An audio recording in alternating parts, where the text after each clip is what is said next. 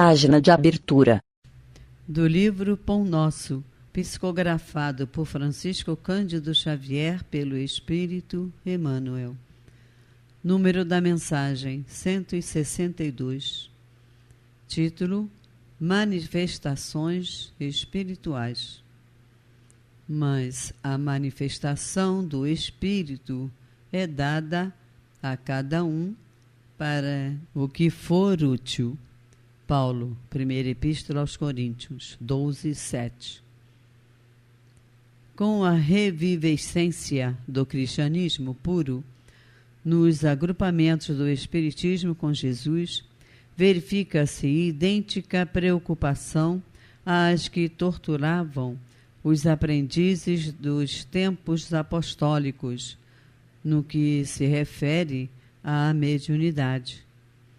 A maioria dos trabalhadores na evangelização inquieta-se pelo desenvolvimento imediato de faculdades incipientes. Em determinados centros de serviço, exigem-se realizações superiores às possibilidades de que dispõem. Em outros, sonha-se com fenômenos de grande alcance. O problema, no entanto, não se resume a aquisições de exterior. Enriqueça o homem a própria iluminação íntima, intensifique o poder espiritual através do conhecimento e do amor, e entrará na posse de tesouros eternos de modo natural. Muitos aprendizes desejariam ser grandes videntes ou admiráveis reveladores, embalados na perspectiva de superioridade, mas não se abalançam, nem mesmo a meditar no suor da conquista sublime. Inclinam-se aos proventos, mas não cogitam do esforço.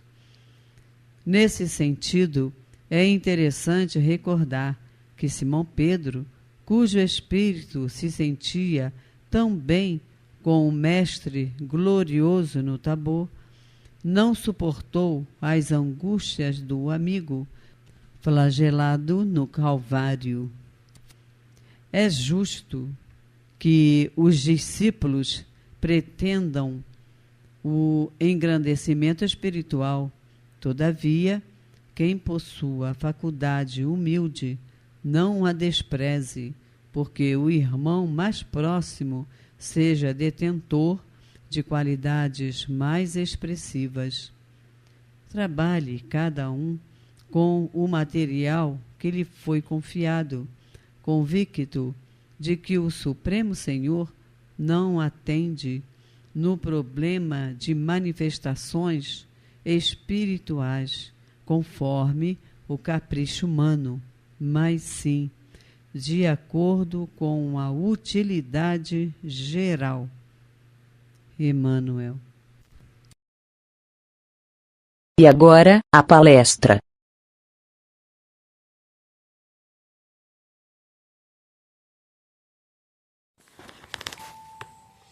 Irmãos de jornada, hoje vamos dar continuidade ao estudo de O Livro dos Espíritos, que reúne os ensinos dos espíritos superiores codificados por Allan Kardec de uma forma lógica e sequencial, esclarecendo os aspectos científico, filosófico e religioso do Espiritismo. Estamos na parte 2ª do livro, intitulada Do Mundo Espírita ou Mundo dos Espíritos, especificamente no capítulo 9, que trata da intervenção dos espíritos no mundo corporal, influência dos espíritos nos acontecimentos da vida, questões 531 a 535. Kardec então pergunta aos espíritos: extingue-se-lhes com a vida corpórea a malevolência dos seres que nos fizeram mal na terra? Os espíritos respondem: muitas vezes reconhecem a injustiça com que procederam e o mal que causaram. Ou seja, o espírito que estava fazendo mal, ao desencarnar, consegue reconhecer, né, que estava fazendo uma coisa errada. Continuam os espíritos, mas também não é raro que continuem a persegui-vos cheios de animosidade, se Deus o permitir, por ainda vos experimentar. Kardec continua: pode-se pôr termo a isso, acabar com essa animosidade? Por que meio? Pergunta. E os espíritos respondem: sim, orando por eles e lhes retribuindo o mal com o bem. Acabarão compreendendo seu erro. Ademais, se souberdes colocar-vos acima de suas maquinações, deixar-vos-ão por verificarem que nada lucram. Kardec faz um comentário dizendo que a experiência demonstra que alguns espíritos continuam em outra existência a exercer as vinganças que vinham tomando e que assim, cedo ou tarde, o homem paga o mal que tenha feito a outrem. Antes de nós passarmos para a questão seguinte, é importante a gente considerar que ninguém melhora por desencarnar, né? Eu costumo dizer que se eu morresse hoje, agora, nesse instante, se eu desencarnasse, eu seria a mesma Cibele, né? Desencarnada. O mesmo espírito, nós somos espíritos em verdade. Nós não melhoramos porque desencarnamos. O que acontece, que a espiritualidade esclareceu na resposta, é que muitas vezes no outro plano da vida, reexaminando aquele exame que nós podemos e devemos fazer cotidianamente, né? Continuamente nas nossas vidas, o espírito desencarnado pode perceber o mal que fez. Como nós muitas vezes erramos e depois percebemos: puxa, eu não devia ter feito isso, ter falado aquilo, né? Então isso é possível. Mas, por outro lado, alguns há que vão continuar desgostando de nós ou querendo vingar-se de nós, porque também convém lembrar que nós não estamos, como eu de vez em quando cito, né? Era uma frase que um amigo meu espírita falava muito: nós não estamos no Concílio de Santos, né? Quer dizer, aqui não somos santos, cada um tem as suas dificuldades e nós estamos em evolução. Portanto, se hoje somos assim, antes éramos pior. Significa dizer que muitas vezes esses espíritos que estão hoje querendo o nosso mal podem ter sido nossas vítimas, né? Vítimas do nosso egoísmo, do nosso orgulho, né? Das nossas atitudes impensadas ou erradas. Enfim, então a espiritualidade nos apresenta, né, como nós podemos definitivamente romper com esse ciclo, ou seja, através do amor, né? O ensinamento maior do Cristo. Nós podemos amar esses irmãos, perdoar esses irmãos, sejam encarnados ou desencarnados. Aqui na pergunta é especificamente o irmão desencarnado. Orando por ele, né? Nós podemos fazer o evangelho no lar, pensando nesses irmãos que eventualmente possam estar nos acompanhando, desejando o nosso mal, né? Nós podemos ir ao centro espírita e também pedir que eles nos acompanhem e que eventualmente lá na casa que nós frequentamos eles possam ser cuidados, esclarecidos, enfim, né? Possam perceber a nossa mudança, a nossa tentativa de mudança, né? Que se antes nós os ofendemos, nós fizemos mal para ele, hoje, apesar de ainda errarmos, queremos mudar, queremos sinceramente sermos melhor. Então, isso pode romper o ciclo de vingança, de desejo do mal, sabe? Porque o espírito, percebendo que nós mudamos, ele verifica que não vai conseguir nos sintonizar conosco no mal, que ele está ali perdendo tempo. E muitas vezes nós podemos ser exemplo para ele, porque o sofrimento traz dor, né? De também sair desse ciclo de dor, e evoluir, e perdoar, e seguir em frente, né? Então que a nossa oração, o nosso sentimento de perdão, a nossa mensagem de perdão para esses espíritos, né? Lembremos-nos que a espiritualidade se comunica pelo pensamento.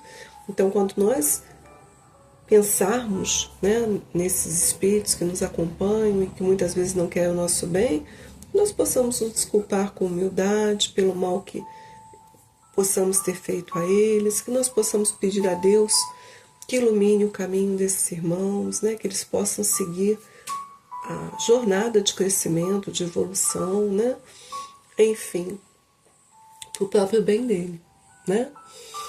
Na questão seguinte, a questão 532, Kardec pergunta: tem os espíritos o poder de afastar de certas pessoas os males e de oferecê-las com a prosperidade?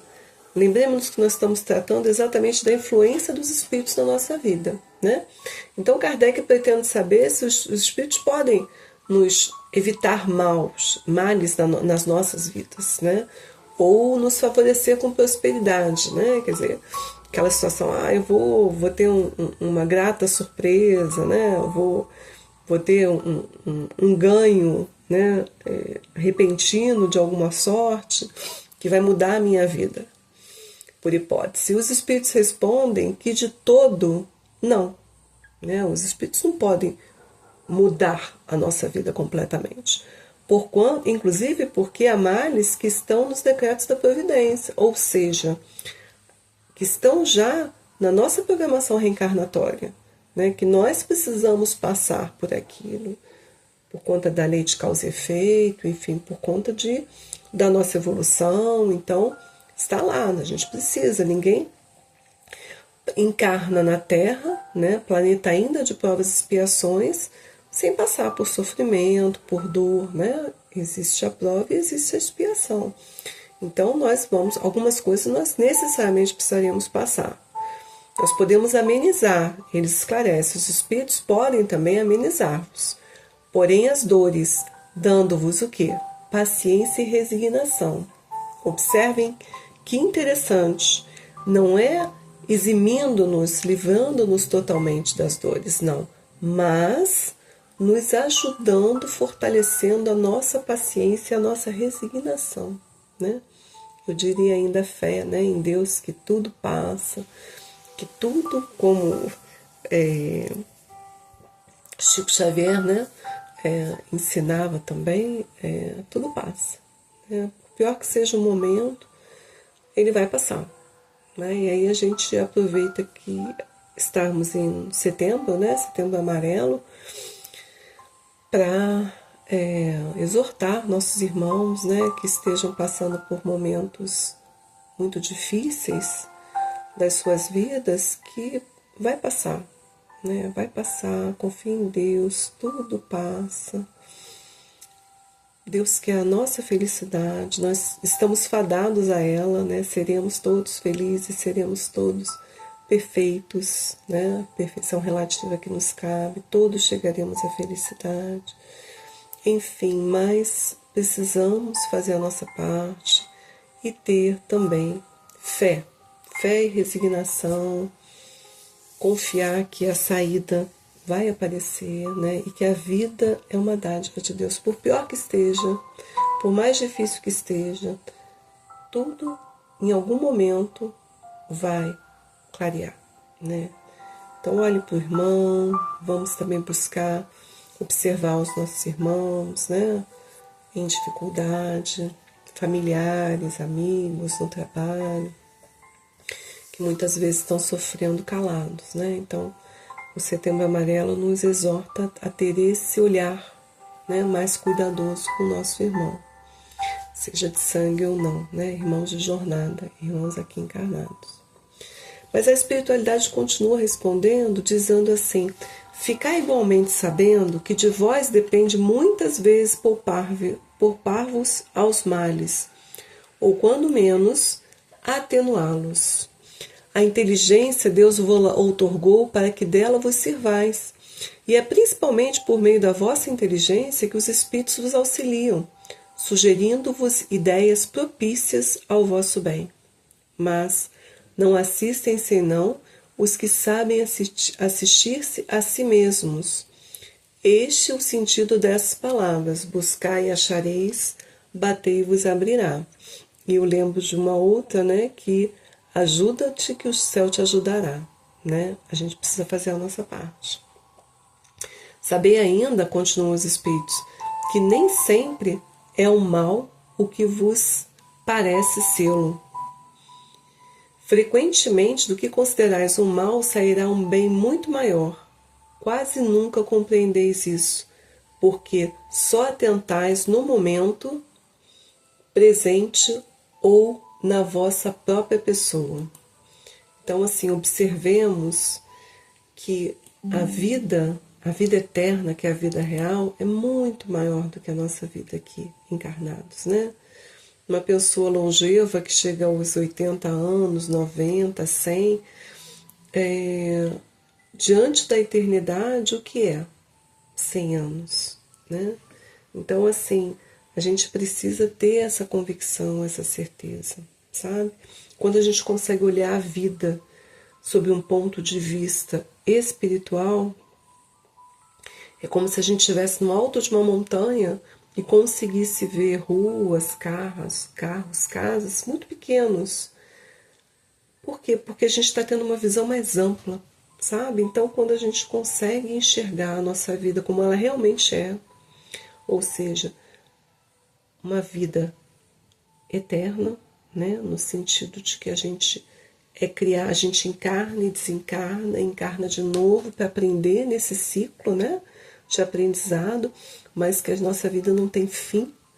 Então a gente consegue verificar que os nossos sofrimentos, os nossos maus momentos, eles são pequenos diante de todo o infinito que nos aguarda, o que nós já vivemos, que nós ainda viveremos, né? Então que a gente possa ter essa certeza e seguir em frente com fé sempre em Deus. Na questão seguinte, a 533, Kardec pergunta: podem os espíritos fazer que obtenham riquezas os que pedem que assim aconteça? Eu havia falado mais cedo, né? São aqueles ganhar em jogos de azar e etc, né? Jogos de sorte, entre aspas. E os espíritos respondem, algumas vezes, como prova. Observem, como prova. E continuam, quase sempre, porém, recusam, como se recusa a criança a satisfação de um pedido inconsiderado, né? Muitas vezes nós pedimos aquilo que vai nos fazer mal. Algo que vai eclodir de nós o que há de pior em nós, né? Nós estudamos no Evangelho segundo o Espiritismo há explicações específicas com relação à prova da riqueza, e é das mais difíceis, porque com ela pode eclodir o egoísmo, o orgulho, a vaidade, né? A pessoa se sentir por algo efêmero, algo que foi dado, como tudo que nos é dado, para o bem. Então, saber utilizar a riqueza não apenas egoisticamente, né, mas para um bem maior, para o bem de uma coletividade, da ciência, do estudo, enfim. Isso é difícil. Nem todos conseguimos, né? Então, Kardec continua perguntando no subitem A: são os bons ou os maus espíritos que concedem esses favores? Ele pergunta dessa forma. E os espíritos respondem que uns e outros, dependendo da intenção. Diz que as mais das vezes, entretanto, os que concedem são os espíritos que vos querem arrastar para o mal, vejam, e que encontram meio fácil de o conseguirem, facilitando-vos os gozos que a riqueza proporciona. Ou seja, a pessoa que recebe, né, achando que aquilo é um bem para ela, mas é um bem, entre aspas, momentâneo, né? Se ela for usar apenas egoisticamente, ela pode acabar com a saúde dele, comendo em excesso, por exemplo, bebendo em excesso, enfim, destratando as pessoas por se sentir superior a elas. E nós sabemos que não é nada disso. Ninguém, para Deus, o dinheiro, a posição, não importa, somos todos filhos de Deus. E ao contrário, quanto mais é dado, mais será cobrado. Então, assim, será que a gente daria conta de obter uma riqueza que muitas vezes pedimos? O que nós iríamos fazer com ela? Será que a intenção seria unicamente para o meu prazer, ou daqueles que estão mais próximos a mim, da minha família mais próxima? E será que isso não é uma utilização egoística? Né? Será que eu conseguiria manter-me sendo a mesma pessoa, da mesma forma que sou hoje? Então, tudo isso são reflexões que nós devemos ter, né? Antes de pedir. A gente deve ter cuidado com o que a gente pede, né? Na questão 534, Kardec pergunta: quando obstáculos parecem fatalmente opor-se à realização dos nossos projetos, será por influência de algum espírito? Os espíritos esclarecem que algumas vezes é isso efeito da ação dos espíritos. Muitas das vezes, porém, muito mais vezes, porém, é que andais errados na elaboração e na execução dos vossos projetos. Muito influem nesses casos a posição e o caráter do indivíduo. Se vos obstinais em ir por um caminho que não deveis seguir, os espíritos nenhuma culpa têm dos vossos insucessos. Vós mesmos vos constituís em vossos maus gênios. Lembremo-nos da nossa responsabilidade. Tá certo? Lembremo-nos que as escolhas são nossas. A plantação é livre e a colheita é obrigatória, né? Se a gente planta o mal, necessariamente a gente vai colher o mal. Não tem mistério, não há milagre, né? Lembremos disso. Então, assim, não vamos culpar A, B, C, encarnado ou desencarnado. Vejamos a nossa responsabilidade nos acontecimentos da nossa vida. Até porque nós podemos e devemos fazer a nossa reforma íntima e mudar o que podemos mudar. O outro nós não podemos mudar, mas nós podemos nos mudar. Então devemos nos observar e buscar nos melhorar, sempre, né? Quando desejarmos algo, refletir por que eu desejo isso.